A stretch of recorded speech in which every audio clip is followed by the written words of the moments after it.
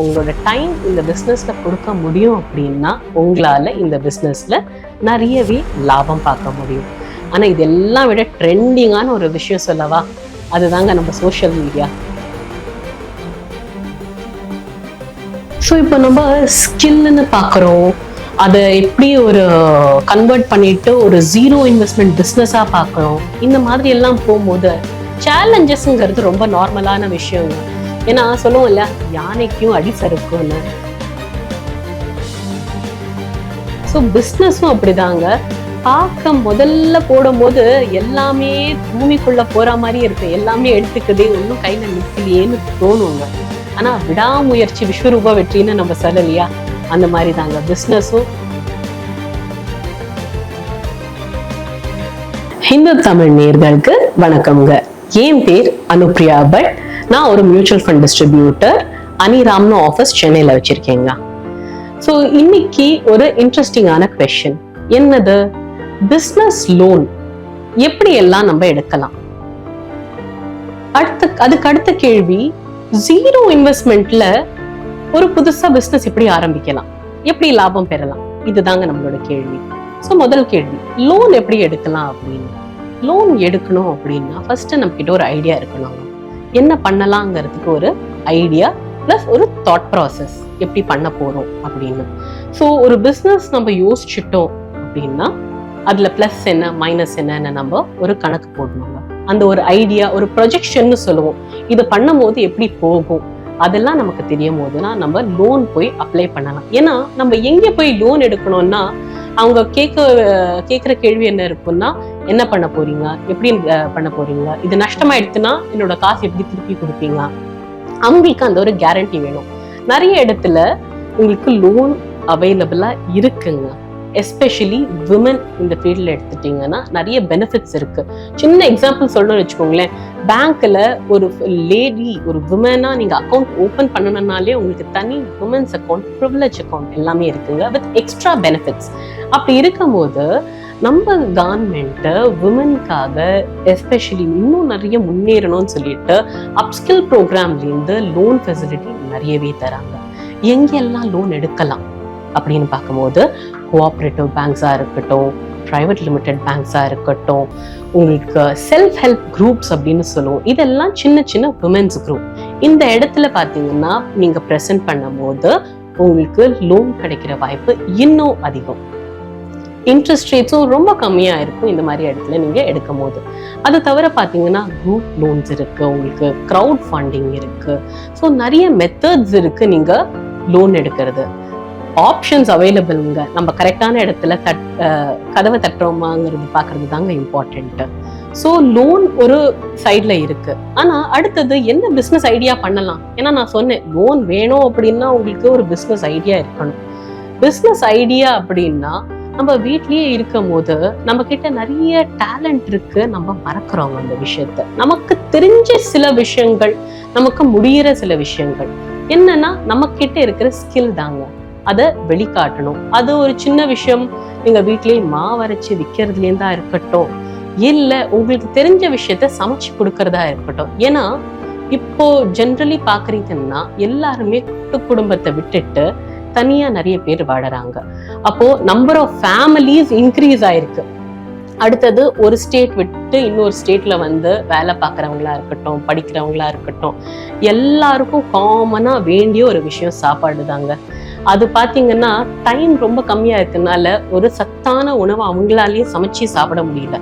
அப்போ அது ஒரு டாப் செல்லிங் பிஸ்னஸ். அது உங்களால சமைச்சு ஹைஜீனிக்கா கொடுக்க முடியும் அப்படின்னா அது மாதிரி ஒண்ணுமே இல்லை. ஏன்னா இந்த பிஸ்னஸ் எல்லாம் பார்த்தீங்கன்னு வச்சுக்கோங்களேன், டிமாண்ட் எப்பவுமே குறையாத ஒரு பிஸ்னஸ். அதுதான் நம்ம கிட்ட இருக்கிற ஸ்கில். ஸோ சமைச்சு கொடுக்கறது, இல்ல சில பொருள் ஊறுகாய் தொக்கு அந்த மாதிரி செய்யறதா இருக்கட்டும், இல்ல கேக்கு ஒகேஷன்லி. இப்போ நீங்க புதுசா சொல்லணும் அப்படின்னா கேக் பேக்கரி தனியா ஒரு டிமாண்ட் இருக்கு, அதுக்கு எப்பவுமே இருக்குங்க. பட் ஸ்பெஷலா வர டிமாண்ட் என்ன தெரியுமா, பெட்ஸ்க்கான ஸ்பெஷலா கேக் பண்றது. அதுவும் ஒரு புது பிஸ்னஸா போயிட்டு இருக்குங்க. ஏன்னா இந்த பெட்ஸ் வளர்க்குறவங்க அதிகமா இருக்காங்க. அப்போ அவங்களுக்கு அந்த பெட்ஸையும் ஸ்பெஷலா ட்ரீட் பண்ணணும் அப்படிங்கறத அந்த ஒரு செப்பரேட் பிஸ்னஸ் ஒரு மாடலும் இருக்கு. ஸோ அந்த மாதிரி செஞ்சு வைக்கிறது. பட் இன்னொன்று பிஸ்னஸ்ன்னு பார்க்கும்போது இன்னும் ஒரு படி மேலே போயிட்டு கொஞ்சம் லார்ஜ் ஸ்கேலாக யோசிக்கணும்னா பெருசாக டிமாண்ட் இருக்கிற ஒரு பிஸ்னஸ்ன்னு பார்த்தீங்கன்னா சர்வீஸுங்க. என்ன சர்வீஸ்? அப்பார்ட்மெண்ட் கிளீனிங்காக இருக்கட்டும், ஒரு வெசல் வாஷிங்காக இருக்கட்டும், மெய்ட் சர்வீஸாக இருக்கட்டும், இந்த மாதிரி சர்வீஸ் பார்த்துட்டிங்கன்னா எல்லாருக்கும் ரொம்ப டிமாண்ட் இருக்கிற ஒரு இடங்க. எல்லார் வீட்டுக்கும் அவங்கவுங்க வேலையை பார்க்கறதுக்கு ரொம்ப கஷ்டமாக இருக்குங்க. அதுக்குன்னு எல்லாராலையும் மிஷின் வாங்கியும் போட முடியாது. எல்லா விஷயத்துக்கும், துணி துவைக்கிறதுக்கு, பாத்திரம் துவைக்கிறதுக்கு எல்லாத்துக்கும் மிஷின் இருந்தாலும் எல்லாராலையும் அந்த மாதிரி மிஷின் வாங்கி போட முடியாது. அதனால தான் ஒரு 1 hour ஒருத்தர் வந்துட்டு அந்த ஒர்க் பண்ணிட்டு போக முடியும் அப்படின்னா அது ஒரு வரப்பிரசாதமா பாக்குறாங்க. அப்போ இந்த மாதிரி லேபர் உங்களால சப்ளை பண்ண முடியும். நீங்க வந்துட்டு சொசைட்டில நிறைய பேர் உங்களுக்கு தெரியும். அப்போ இந்த பக்கம் சர்வீஸ் பண்ணக்கூடிய பேர் இருக்காங்க, இந்த பக்கம் பாத்தீங்கன்னா அந்த சர்வீஸ் தேவை இருக்கிற ஆள் இருக்காங்க. 2 பேரையும் கனெக்ட் பண்ணும் போது அது ஒரு தனி பிசினஸா வருதுங்க. இதுல ஒரு தனி விதமான லாபமும் நீங்க பார்க்கலாம். அப்போ இந்த பிசினஸ் எல்லாம் இம்பார்ட்டன்ட் ஒரு விஷயம் என்னன்னா 0 முதலீட்டு. நீங்க ஃபர்ஸ்ட் போடணுங்கிற அமௌண்ட் ஒண்ணுமே இல்லைங்க. ஆனா ஒரு விஷயம் இருக்கு போட வேண்டியது. என்னது? உங்களோட டைம். உங்களோட டைம் இந்த பிசினஸ்ல கொடுக்க முடியும் அப்படின்னா உங்களால இந்த பிசினஸ்ல நிறையவே லாபம் பார்க்க முடியும். ஆனா இதெல்லாம் விட ட்ரெண்டிங்கான ஒரு விஷயம் சொல்லவா? அதுதாங்க நம்ம சோஷியல் மீடியா. யூடியூபா இருக்கட்டும், இன்ஸ்டாகிராமா இருக்கட்டும், ஃபேஸ்புக்கா இருக்கட்டும், சோஷியல் மீடியாவை இன் ஜெனரல் எடுத்துக்கோங்களேன். எல்லா இடத்துலயும் கண்டென்ட் கேட்கறதுக்கு ஆளுங்க ரெடியா இருக்காங்க. கண்டென்ட் கொடுக்க நீங்க ரெடியா இருக்கீங்களா? என்ன மாதிரி கண்டென்ட் கொடுக்க போறீங்க? அதுதாங்க இம்பார்ட்டன்ட். கண்டென்ட்லயே நிறைய விதமான கண்டென்ட் இருக்கு. சில பேர் வந்துட்டு பாத்தீங்கன்னா கண்டென்ட் கிரியேஷன்ல முகமே தெரியாது, இன்ஃபர்மேஷன் மட்டும் பாஸ் பண்ணுவாங்க. அந்த மாதிரியும் பண்ணலாம். இல்ல உங்களுக்கு தெரிஞ்ச ஒரு ஸ்கில், பிசினஸ்னாலே அதுதாங்க. 0 இன்வெஸ்ட்மெண்ட் பிசினஸ்னு நீங்க பண்றீங்கனாலே அதுதான். உங்ககிட்ட இருக்கிற ஒரு ஸ்கில், நீங்க என்ன ஒரு விஷயம் நல்லா பண்றீங்க, சுத்தி இருக்கிறவங்க எல்லாருமே நீங்க பண்ற ஒரு விஷயத்த கண்டிப்பா அப்ரிஷியேட் பண்ற ஒரு விஷயம் இருக்கும்.